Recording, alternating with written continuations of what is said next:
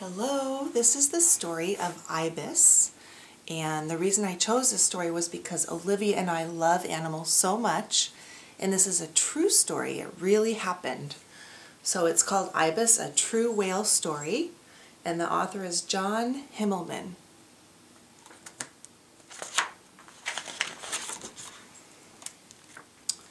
Deep in a bay, off the coast of an old fishing village, lived a pod of humpback whales. When there's a group of whales, they call them a pod. One of the whales was a little calf named IBIS. IBIS was curious about everything in the ocean. This is IBIS, and a little baby whale is called a calf. One day, she and her best friend Blizzard went out swimming. They saw many kinds of fish. The most interesting were the starfish. IBIS liked to look at them. There was something about their shape that made her feel good. Can you see the pictures of the whales looking at all the different things in the ocean? What's your favorite thing to see in the ocean? As IBIS and Blizzard were drifting over a reef, they heard a strange humming noise. The two calves looked up to see something large and dark pass overhead. It was as big as a whale, but it wasn't a whale. What do you think it was? Look, can you see the shape of it? The calves were frightened. They had never seen a boat before. They swam back to their mothers. The humming noise was a boat. The next day, IBIS went back to the reef. It wasn't long before another boat came along. Again, IBIS was scared, but she was curious too. She forced herself to swim to the surface. She made herself go all the way up to the top of the water, even though she was scared. In the cool, hazy air, she saw several faces watching her. They didn't look scary. In fact, they looked very friendly. IBIS liked them. Can you see the people in the boat looking at the calf? In the months that followed, IBIS and her friends lost their fear of boats. Boats came in many sizes and shapes, and the people in them always seemed to enjoy seeing the little whales. As IBIS grew up, she learned more about the sea.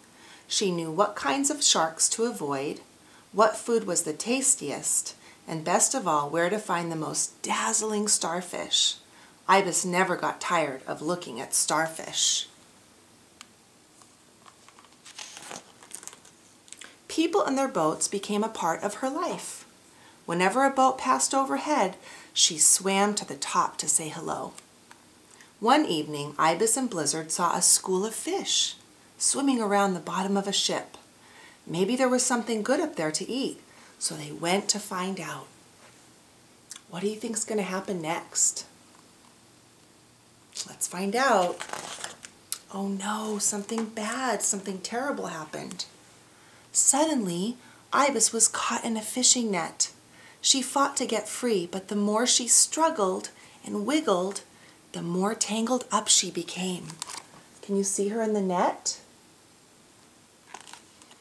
Finally, she broke loose, but part of the net was caught in her mouth and wrapped around her tail.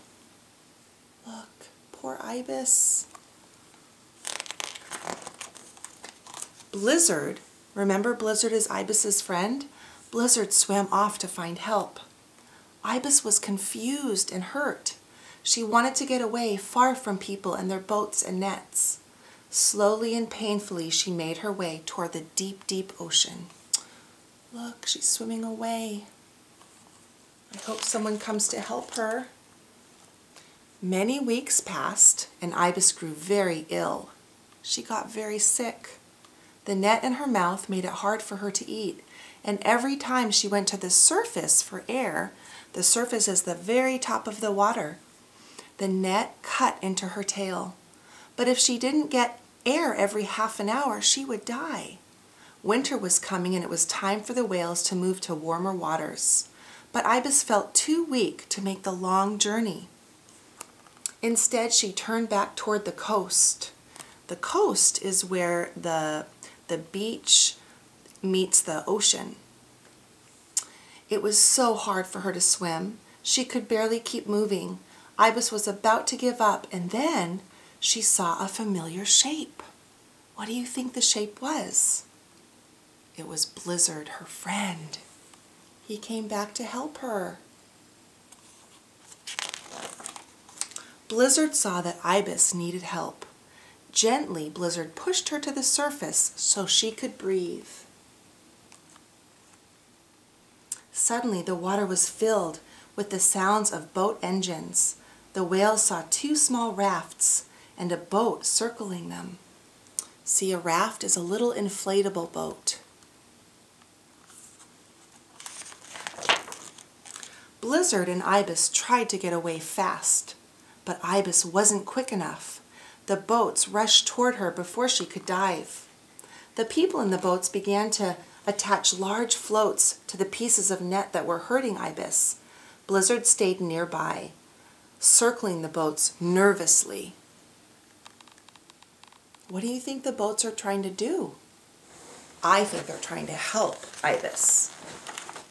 Because of the floats, Ibis could not dive. She began to panic, but she did not have the strength to fight. When the boats came in closer, a person reached into the water. Ibis stared at the person's hand. The hand reminded her of something she loved very much. She began to feel better.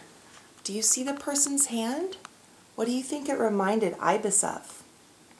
Do you remember the creature in the ocean that she loved? The starfish? Doesn't your hand look like a starfish? Soon many hands dipped into the water. Ibis felt them tugging at the lines of the net. Moments later, the lines fell away and she was free. Look.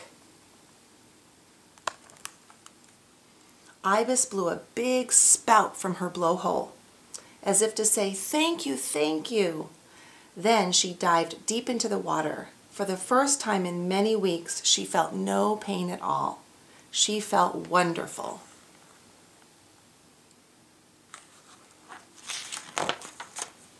Blizzard joined her. Then the two whales popped back to the surface for one more look. The people were waving their starfish-shaped hands. Ibis knew the hands had helped her, and the people were still her friends.